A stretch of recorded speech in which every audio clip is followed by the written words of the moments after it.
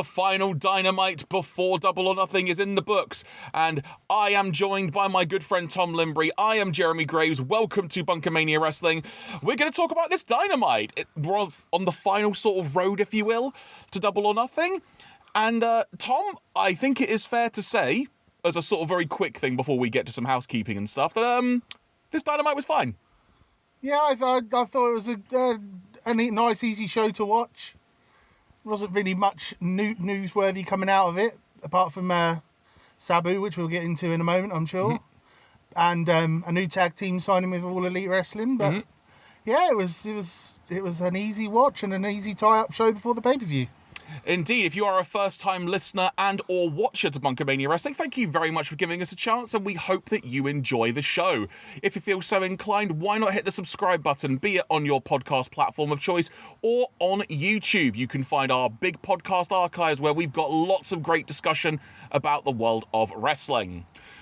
So this Dynamite as a whole, the way I think I would describe it is, with it being sort of the final... Again, like the final road to Double or Nothing, this is the kind of like cement the fact you're going to stay up, and in our case, going to stay up late and watch it and such. You're going to buy the show.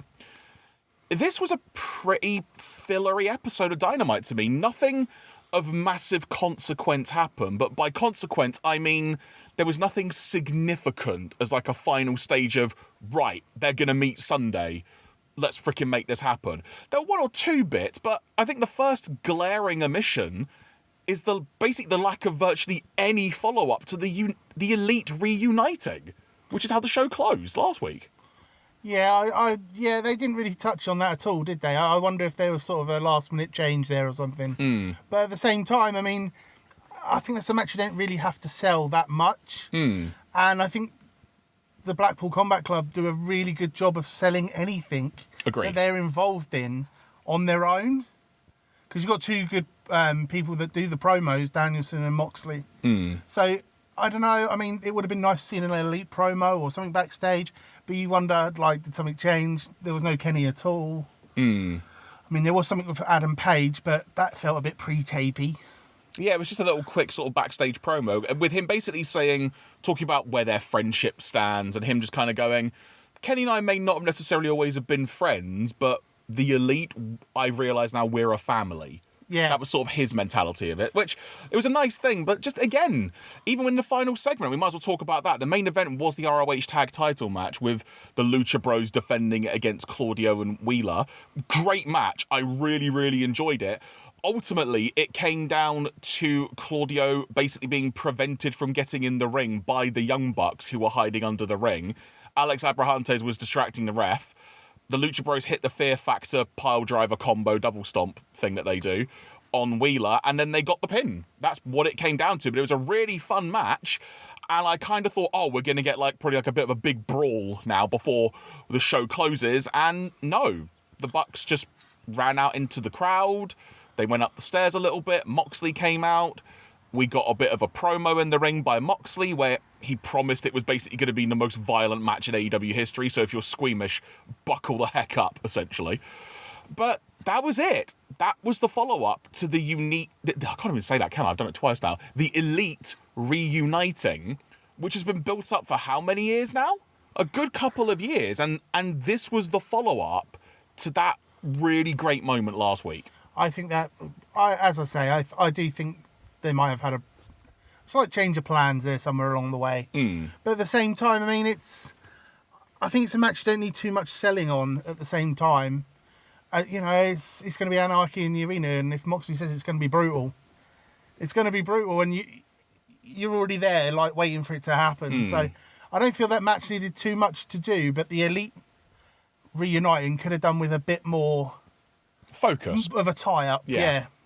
Or just even something, even just like a pre-tape backstage promo together, like after the segment had happened, which they've occasionally done with MJF before, where like he's done something one week, he's not there the next week, but they've got comments from him recorded immediately after. But do you think, I mean, the viewership is high numbers, but like, do you think they expect people to watch Being the Elite to get that tie-up of them all getting back together? Maybe, but they never mention it on TV. This is true, but at the same time, like, do you think they expect people to go and find it on YouTube Yeah, I suppose. I mean, there is an element which I guess I'm sort of trying to do this more from a logical point of view, but there is an element where we are part of this AEW audience, which is actually a pretty hardcore wrestling fan audience, all things being said. So it is just one of those deals where, in the grand scheme of things, people who want to find out more, they will. No, definitely, yeah. People will go and seek it out. So I do get it from now. I just want to see it happen on AEW television. No, I agree, but there is only so much time.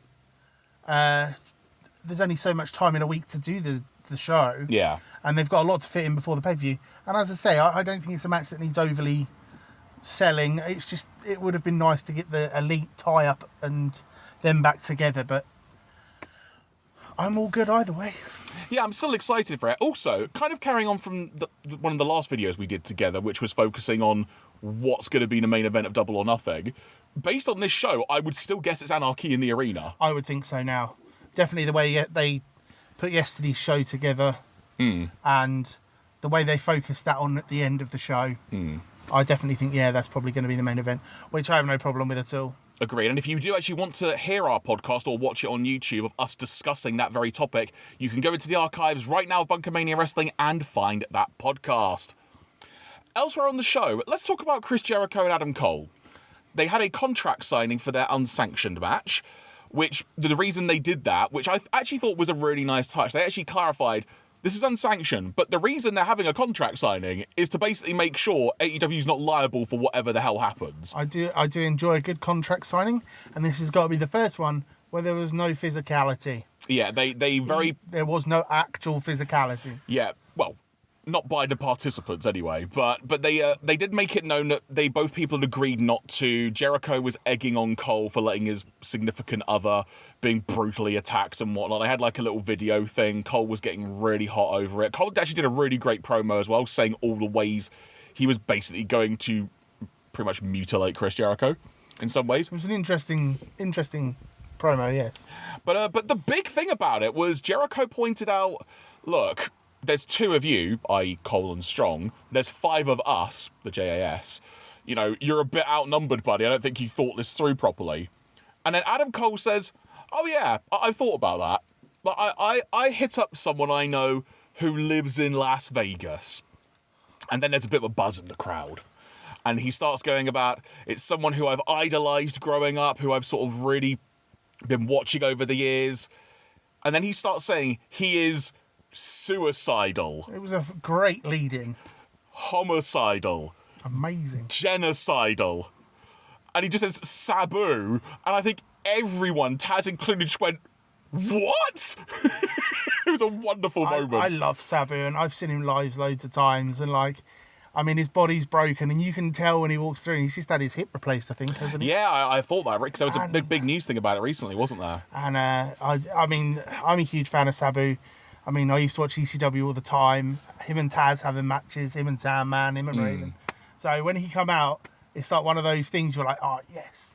And when you don't know about it, it's even better. So exactly, and he got to throw a chair at Daddy Magic's face, which was a really great little throw shot. So the one confusing part about this now, because Cole mentioned Sabu is going to be in his corner during the match. On the graphic, it says Special Enforcer. Yes. So I wonder if it's kind of a two-way thing, like...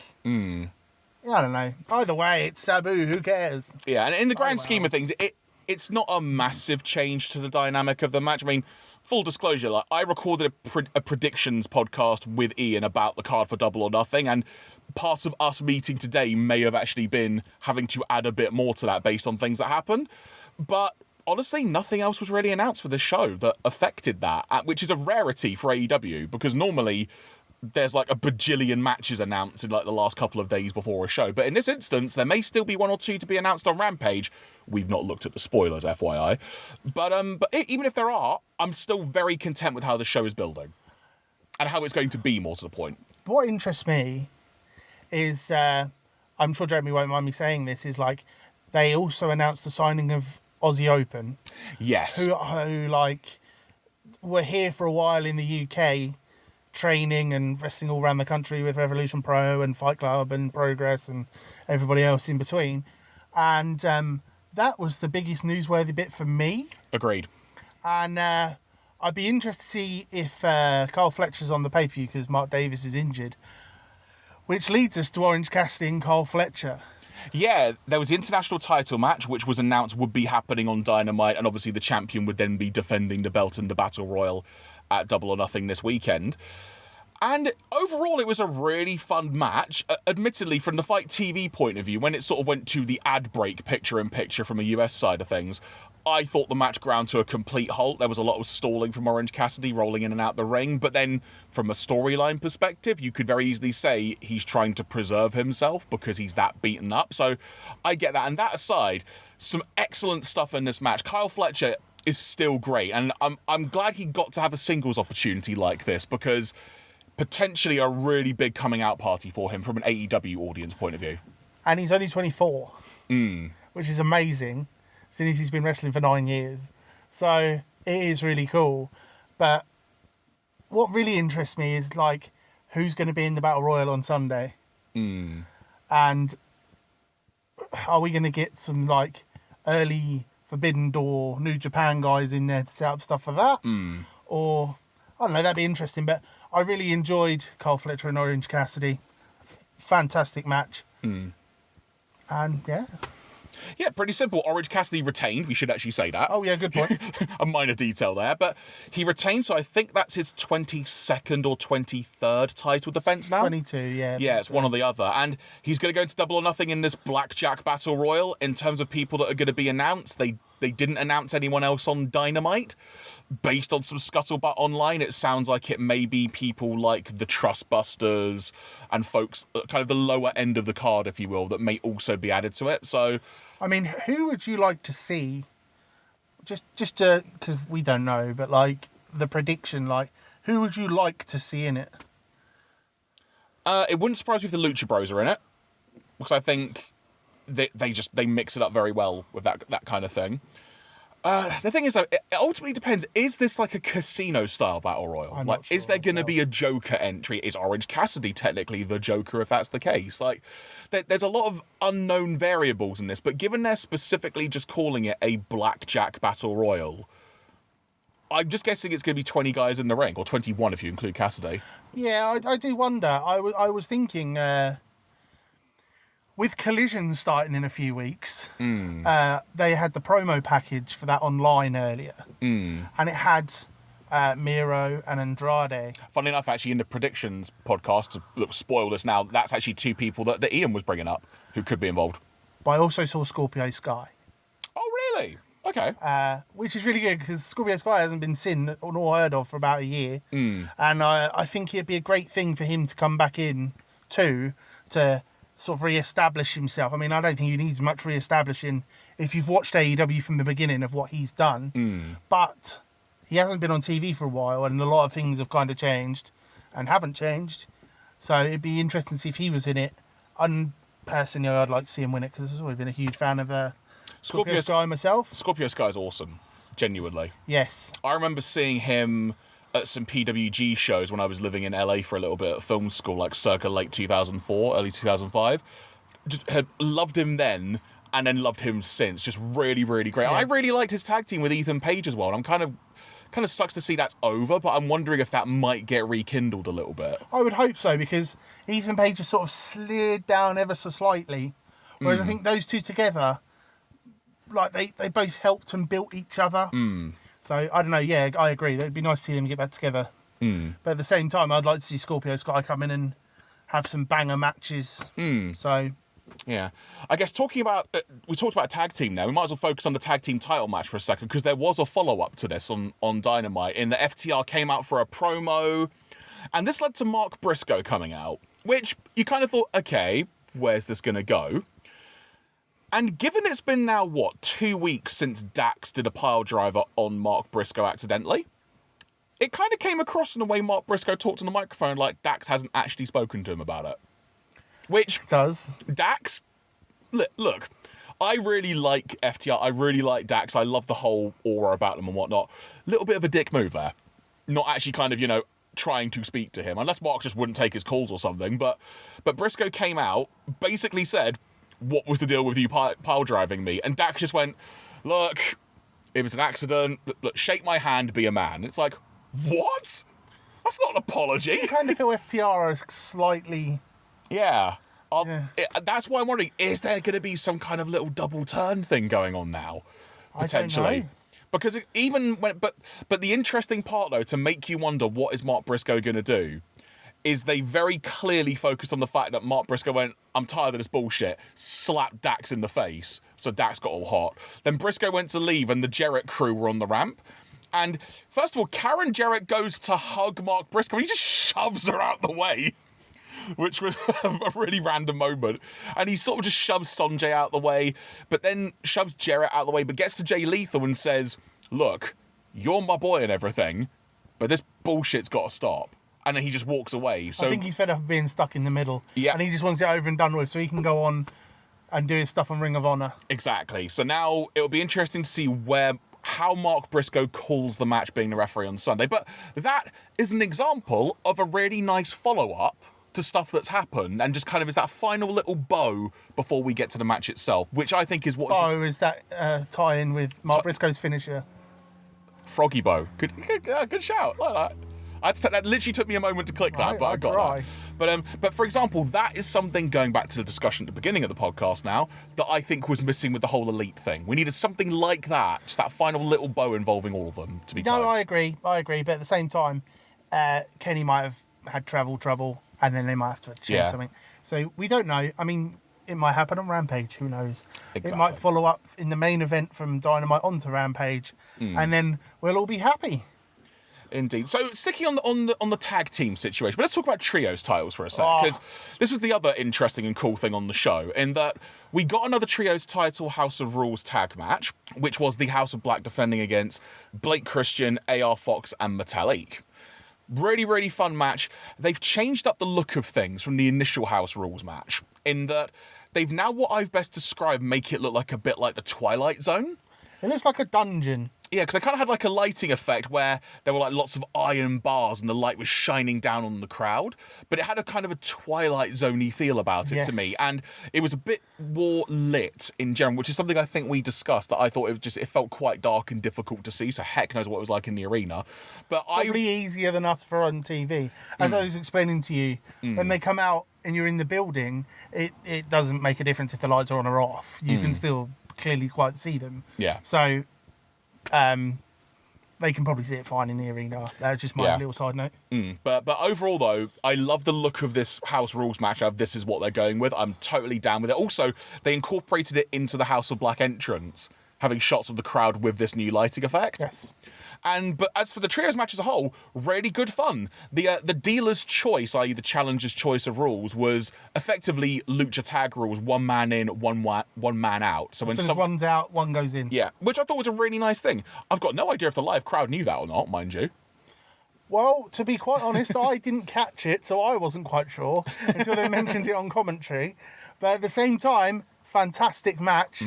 I loved all the end sequence where, like, Brody King had Blake Christian hung over the rope again, like he had Darby back at Blood and Guts last year. But because it was like a triple submission moment, because I think it was Buddy Matthews had like the reverse cloverleaf on a Metalik on AR Fox. AR Fox. Malachi had like a knee bar on Metalik, and then Brody just grabbed Blake Christian and just pulled him out the ring, and it was just chef's kiss moment. The interesting bit of that was, because they really made you have to think about it, is AR Fox got to the ropes, there's no rope breaks. Yeah. And, like, I find that really interesting, because it's different. And sometimes you're watching it and you're like, oh, I forgot that. So I just enjoy the House of Black in general, but, like, I really enjoyed that match, to be honest. Those three wrestlers, AR Fox, Blake Christian and Grand Metalik, are brilliant on Ring of Honor. So I'm glad they're on AEW as well. Yeah, it's nice to... This might be a discussion we could do on a different podcast at some point, but the way that Ring of Honor is just being integrated ever so slightly back into the AEW pantheon, if you will, I like this more than it just being all Ring of Honor on AEW for a while like it was last year. Because I enjoyed the Ring of Honor stuff, like when Jericho was champion, but at least this feels like it's kind of like a guest slot. Like, ROH guys in. Okay, cool. Do you wonder if that's to do with the fact that they're going to use the bigger well, I say the bigger Ring of Honor stars for the Forbidden Door. So they're trying to establish them a bit earlier. Yeah. So when they're brought in, It's not I so. mean, we It's all not know so who alien. they are, but like, Yeah. you know why they're there, sort of thing. Yeah, it doesn't feel like it did last year, which admittedly the whole last year event was a bit of a hodgepodge of people getting injured and stuff, so that didn't help. But at least if they're starting to gradually weave it in now, Yes. that's a very useful thing. It was still a fantastic show and the best live show I've ever been to. I'm so jealous you were there. But elsewhere on the show, just a few other touching on notes, if you will. For one thing, they actually acknowledged that Willow Nightingale won the New Japan Strong Women's title, which I thought was just a really cool moment. But the other interesting point about this, they actually showed footage of Mercedes Moné from that match, You do wonder which makes you wonder if she was supposed to come in the weekend. Well, she won't be now. But is she going to come in a bit later on? Exactly. But the fact they acknowledge Mercedes Moné on AEW television makes you think, okay, that may lead to something down the line. I mean, also, it just looks great for Willow. And I'm really happy for Willow Nightingale because she's got a great charisma and aura about her. And if you know her background and where she's come from on the indies, you will understand that it's bigger than just what they showed on the TV. Yeah. And she's done very well to where she is now. Yeah, she's done like a good number of interviews on various podcasts, so do go and seek them out if you can. It is definitely worth it. Elsewhere on the women's side of things, there was a little follow-up to Toni Storm and Jamie Hayter, where Jamie Hayter outright acknowledged in a promo that her shoulder's a bit messed up, which whether that's storyline or not, I don't know, and Toni effectively said, I'm just going to rip your arm off and eat it. So, cool. What most Australians do with anything. Yep, so I guess... Nothing against Australians. So that's probably going to play into it. No Britt Baker on the show anywhere? Or any kind of follow-up to the Outcast thing? She was announced for Rampage, wasn't she? Oh, was she? Okay, so that's where she was. She's in a tag match, but don't ask me to remember who she was again. Very well. And then the final note, I guess, is that Taya Valkyrie had a match against Lady Frost. But she should be signed. She's got some great moves on her. There was a moment where it felt like something occurred in the match, and I'm not sure what happened. There was like a moment, but otherwise, Jade Cargill was watching from the ramp. Taya hit the road to Valhalla, and we sort of got a little bit of a stare down, but that match is going to happen at the pay-per-view. And again, just another simple follow-up to that match, and I'm interested. But that said, I miss seeing Jamie Hayter wrestle. It's been ages now, but... Has it been that long? I thought she was on a couple of weeks ago. I mean, it feels like it's been forever since she, like that shoulder injury with Toni Storm, but... We'll see. I mean... She might be injured, she might not. She might be just having a break or something. Yeah, exactly. Very, very well said. Yeah. But otherwise, I don't think there's much else to note from Dynamite at all, aside from the fact that if you're watching the Fight TV version, the interplay of commentary between Taz, Tony Schiavone, and Excalibur was once again top-notch. The best thing on the show, most weeks, for me, is listening to them three riff off of each other. Because that is... genius stuff. And if you fast forward through it, my God, you need to go back and watch 150 episodes of Dynamite. Yeah. And another fun element as well, I don't know if this is like on the main TV broadcast or just like the Fight TV ad break bit, but it was when Danielson called out Tony Schiavone for not having researched about like his background of wrestling bears. Yes. Just so random, but such good fun. And I did like the callback to Regal.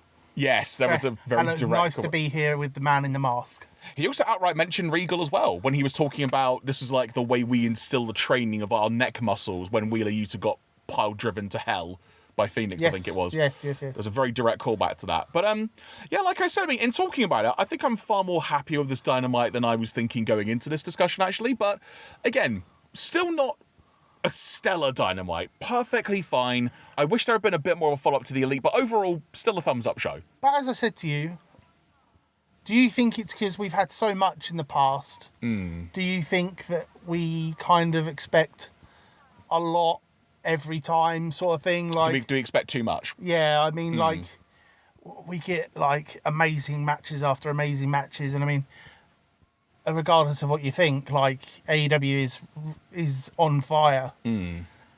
But do you think, like, we expect a bit too much sometimes? Oh, yeah. When like, the easy stuff is just easy.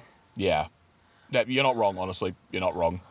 But on that note, I think we're going to start to wrap up here. But do you have any final thoughts before we close? They did announce where Collision was going to be for the first... Good point. Yeah, they announced it was going to be from Chicago. Yeah, which only means that Chicago gets another show. That's it, nothing else. Nothing else significant's going to happen. Libel. It's going to be at the United Centre where they had Forbidden Door last year, which is an amazing venue. So I'm hoping they've got something really cool lined up.